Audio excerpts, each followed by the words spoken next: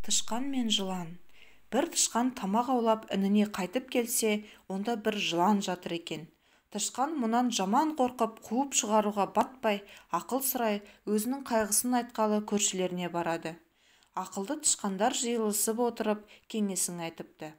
Сен ол інді тастап, өзге ін қазып ал. Жылан сенің ініңді тартып алғаны әділдік емес, бірақ оған қалар еш айла жоқ. Оған тиісіп не қыласын? Мазасын ала берсең өзіңді жеп қояды, оған ештеңе қыла алмайсың. Тышқан бейшара қайғырса да үндемей қойыпты. Бірақ қалай кегін алуды ойлайды. Бір күні сейілдеп келе жатса, інінің аузында жыланның күн шуақта жылынып жатқанын көріпті. Жанында бір кісі ұйықтап жатыр екен. Тышқан барып оның мұрнын тістеп алып жанға қарай тұра қашыпты. Кісі оянып тұра қуады. Қараса, алдында жатқан жыланды көреді. Тышқаннан мұның зияны көбірек болған соң, кісі жыланды өлтіруге алданып қалыпты да тышқанды қоя беріпті. Сөйтіп кегі қайтқан тышқан өз ініне келіп тұрыпты.